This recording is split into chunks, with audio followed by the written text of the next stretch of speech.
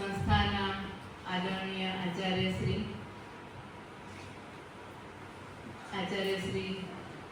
પૂર્વ આચાર્ય શ્રી દવે સાહેબ, વિવિધ શાખાના વડાશ્રીઓ, પ્રબુદ્ધ અધ્યાપકગણ, મિત્રો અને વડીલો, આજે વિદાય પ્રસંગે તમે બધા ઉપસ્થિત રહી અને અમને એકદમ ધન્ય કરી દીધા. ખાસ તો બધી જ જે 30 વર્ષની વડસાહેબની જે સર્વિસ દરમિયાનની બધી યાદો એક પિક્ચર જોતા એમ ફટાફટ નજર આગળથી પસાર થઈ. મહોવર્ણ સરસ્વતી પ્રચેત્યતિ કેતુના ધિયો વિશ્વા વિરાજતી.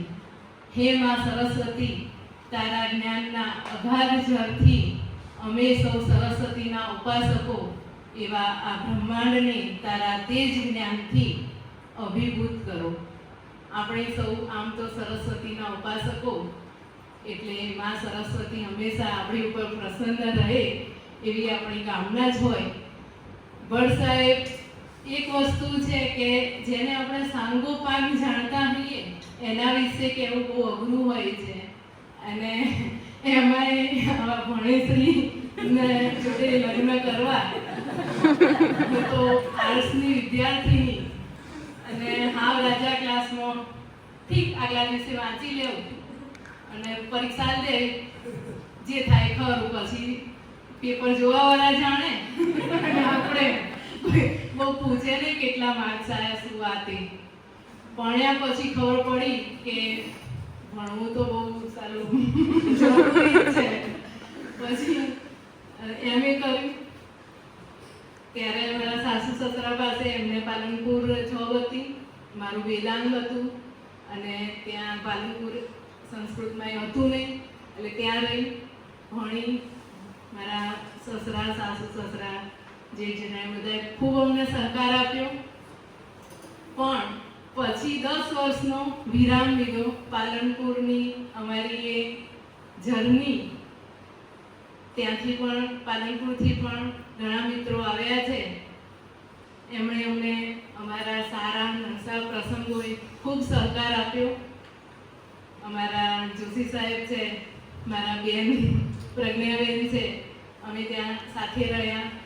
જૂના પાડોશીઓ છે, દેસાઈભાઈ, વસંતભાઈ, ઘણા બધા. કદાચ હાલની પરિસ્થિતિ હું નામ બોલું ભૂલી જાઉં તો ક્ષમા કરજો.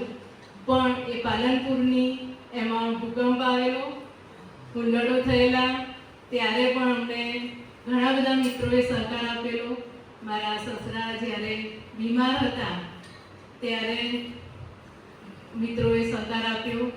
એ પછી જ્યારે શ્રીજી ત્યાં પાલનપુર જ અમારા બંને બાળકો જન્મ્યા, એમાં શ્રીજી જન્મવાનું, ત્યારે મારી તબિયત બહુ જ ખરાબ રહેતી અને એક બાજુ મારા સસરાને સાલમાં દાખલ કરેલા, ત્યારે મિત્રોએ ત્યારે પણ અમને સાચવી લીધેલા. એટલે એ બધા મિત્રોનો અત્યારે સહકાર અને એ સમય હાલ યાદ આવે ત્યારે આપણને એક હૃદયની અંદર એક કૃતજ્ઞતા થાય કે બધાએ આટલા બધા વર્ષો આપણે સાથે રહ્યા અને બધાને યાદ કર્યા અને બધા હાજર પણ થયા. પાટણની અંદર પહેલેથી ભણવાની બહુ જ ઈચ્છા થતી. ત્યારે મેં બાળકો પછી 10 વર્ષનું વિરામ લીધેલું. ત્યારે ઘણીવાર ત્યાં કોમ્પ્યુટર આવેલું આનંદપુરમાં, એમણે વસાયેલું ભટજીએ, અને મને કે તું કરતી રહો, કર્સર જોવું, પેલું ભેંસ ભડકે ને એમ મારું કે તને કર્સર નથી દેખાતું, નથી દેખાતું, ના દેખાય કે આ દિવાળી ત્યાં જોતું એ ખબર જ ના પડે શું હશે. એટલું આમ એમને એવું હતું કે તું શીખ, અને મને આમ શીખવાનું જરૂર શું છે. પછી પાટણ આવ્યા. પછી લગભગ 33 વર્ષની ઉંમરે 10 વર્ષના બ્રેક પછી મેં બીએડ, એમએડ, એમફિલ, પીએચડી, ગ્રેજ્યુએશનમાં ડબલ સંસ્કૃત પછી ગુજરાતીમાં કરી, બધું ચાલુ રાખ્યું. ત્યારે એમનું અતિશય એવો આગ્રહ જ હોય કે સારું જ કરવાનું, એમ ભણીએ તો સારું ભણીએ, નહીં તો નહીં. એટલે હું ભણવા દે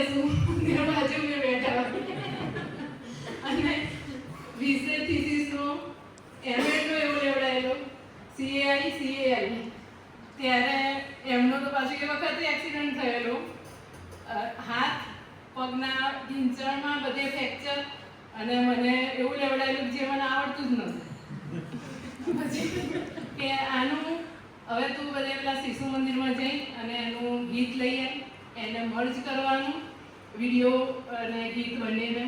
ત્યારે કાલાણી સાહેબે અમને બહુ જ સહકાર આપ્યો, કારણ કે મને કંઈ આવડે નહીં કોમ્પ્યુટરની બાબતમાં. કાલાણી સાહેબ એકદમ માસ્ટર, એટલે ક્યાંય અટકું તો એકવાર સ્કૂલમાં પણ આવીને એમણે બધું સેટ કરી આવ્યું. મેં એ આખો પ્રોગ્રામ રન કર્યો, છોકરાઓને ભણાયા. ત્યારે પાટણના પણ ઘણા મિત્રો અહીં હાજર છે, એની પણ ઘણી સુખદ ક્ષણો છે. હસુબેન અમારા બધાના કાયમના પારિવારિક સંબંધો. પાટણમાં પણ મેં ભણ્યું એ દરમિયાન ભટજીએ સતત ભણવા માટે ટોકી, પણ પછી જોબ અને ભણવાનું બધું સારી રીતે હું પાર પાડી શકી.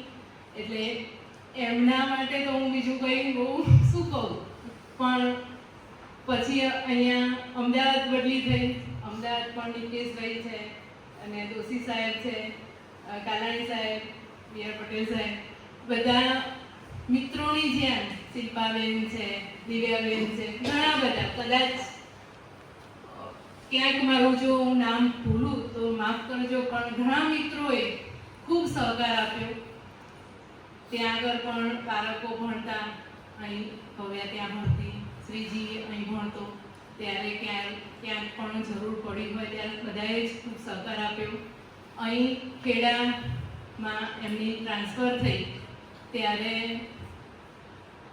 2 વાર તો એમના એક્સિડન્ટ થયા.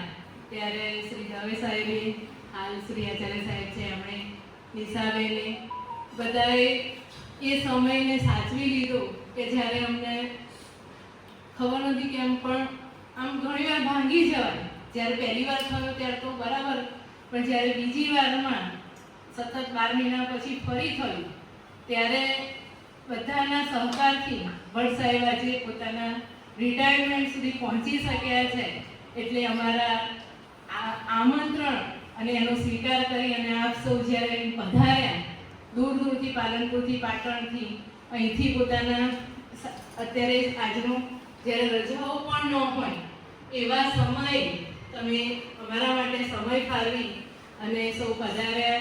શુક્લાભાઈએ પણ સતત અહીં ખેડા આવવા જવા માટે એક ભાઈની જેમ સતત એમની સાથે રહી અને શુક્લાભાઈએ એમના ફેમિલી એમને સહકાર આપ્યો. ઘણા બધા મિત્રો છે કે જેણે એમને આટલે સુધી પહોંચવા માટે સતત અમારી સાથે રહ્યા.